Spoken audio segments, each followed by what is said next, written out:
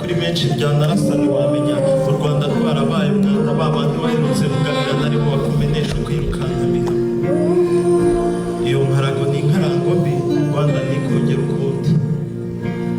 gusa n'ibyo bikaba mu byo nzabaza Imana nivuye inyuma uburyo abantu batotezwa nk'ahatari abantu mu bandi uburyo benshi bintu umuntu bakigira inyamaswa zigenda uburyo iminsi yandi ikagezaho umuntu yumva ubwe yihaza nanone nongere nibaze ese Mana bari wemeye uko iyo umuntu azize ko yaremye n'uwo waremye nabi cyangwa byose n'uwabishatse dore ko numva ko biba byose aba ari imigambi yawe ariko Mana koko nibitwibuka byari imigambi yawe aho ndashomye ahari shoboje urambabarira icyo gusa niba ndi mu ishusho yawe koko nawe aho wanyumva rwose kari agahinda katavugwa ndabaragiye gusa byahise amanywa ariza benshi ijoro rikabogeza amaso ya benshi yarabaye ibishirira kubera kubura uko basohora amarira inzibutso mfite ku mutima zisumba uko ndeshya mu mubiri kandi nkendibuka urwa mbere ni urwa data wakoraga muri mishema wakundaga no gukina cyane ajya kwitahira yampaye ingofero ati muhungu wanjye aho nari nawe uzahambere kandi nawe uhibere uzaharanire kubaho kandi neza umwana uramenya iwacu turi imfura utazigera utareka kandi imbabazi zawe iteka urazihorane nazigogera mu ijuru ugiye kugutegerezamo no kukubera marayika muri inzu kumurikira urwa kabiri ni urwa mumwe wagiriye nzirikana uko yapfuye erega ndijwi rye nubwo ntazi abayahudi ni urwibutso rumba igihango cyo kuba umunyarwanda nyawe iwacu nkagira heza mu rwego rwo kubahesha ishema izo zari inzibutso mfite ku mutima nzirikana abo bavukijwe ubuzima kandi ubwo ndiho nabo bariho jenoside yakorewe abatutsi ntizongere ukundi mu Rwanda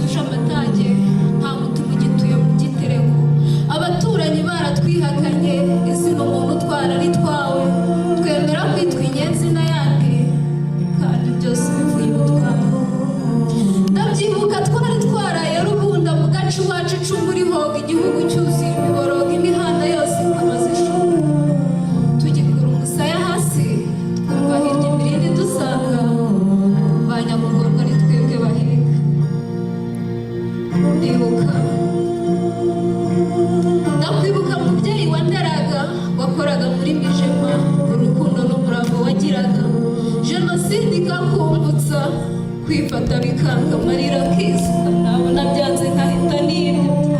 nkareba wa muringa wakundaga ibuka umutsi wawumpaga umbwira uta amaso nawe ya rozari zawe nkomeza ubwoba nkahita numva agahinda karimutse kagiye amazi maze gatuza nawe ubibyawe mbiherere iyo nibutse ukuntu watahaga uye gushaka ibitwubaka udutoza kuzaba intwarane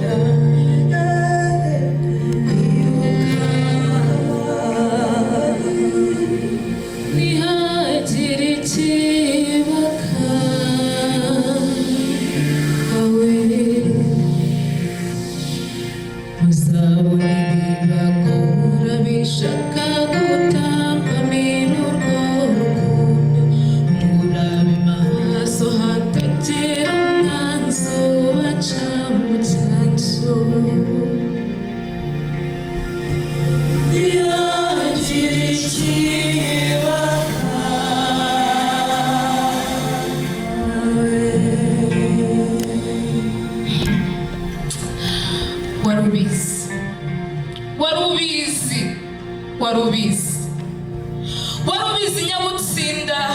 wari ubizi nyakubyara, wari ubizi nyaguhirwa, wari ubizi. Iyo bwa bumwe, rwa rukundo bwaba umuntu biganza, ubu tuba twizihiranwe namwe gusa ubwo turiho namwe muriho. Yego tintimba nikuka ngo nkunde mfata akanya nduhuke, iteka nisanga mbakumbuye, nizihiye cyane ibyo mwanditse, nsubiramo cyane ibyo mwavuze, ubwo urukumbuzi rukikuba numva uko mwagiye nkabyibuka byose, ishavu rikancika nkasakuza, ikiniga kikandenga nkatura, amarira akanga akisuka, nabona ngiye guhogora, nkibuka ugira uti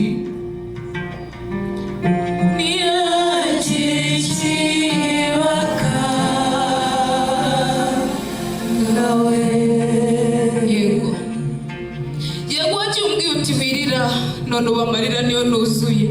intimba iri kunsekura nk'inkota ishinze umutima, ukanjya nkumva nashe. Erega ndibuka ibyo ntinya kwibuka, dore mu minsi nk'iyi twibuka abacu bazize jenoside mu 1994, buri uko ndyamye nicuye ndota mbabona mu nkera dutaramye nk'ijoro dukesha, ubwo ibitwenge bikisuka, intimba iwanjye ikimuka, gusa nakwikangura ibyanjye bigasubira urudubi, ngapfuka amaso ngo ntareba, ngapfuka amatwi ngo ntumva uko mwatakaga mutakamba irya minsi yacu y'inkumbi. None ndibuka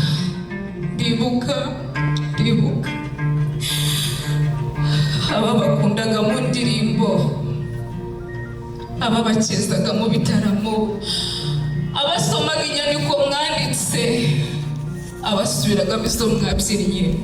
bose bababuze ingerere. Gusa nshongore ntimuzazima, kuko ubu twe turi mu buzima, turiho muriho.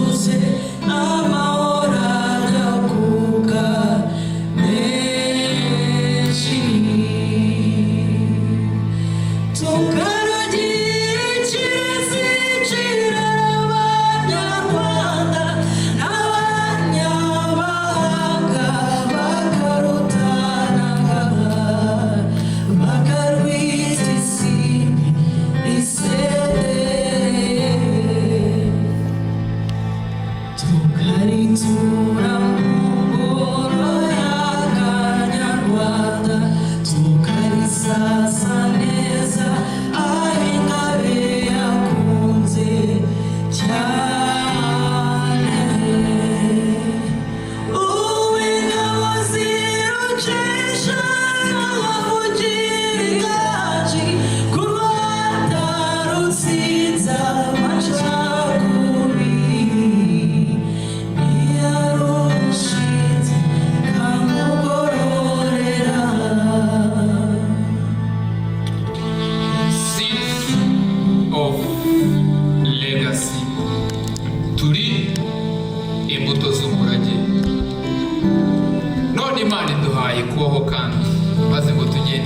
musenga abo bandi. Iti mwimuzi ibikomere uko bisa, mwimuzi imitima ukiva. Nzabahindura abashingwa ngerero, amahanga bayahindukire ndebereho. Nzabaraga intaho yanjye, niriwe ahandi ngiraho ntaha. Mwabonye umunyana humura ntimuzongera gupfurunana, maze muraziriza icyitwa urwango, muranga akarengane mu nzego bahanzi. Inganzo idakenya niyo yambukiranya ibiragano. Muramenye yatuma igabana ntiyakunyagisha zigahera. Maze mwe muzi umudari w'amahoro, muramenye ntimukayagurana amaronko. Murabwibanza uburezi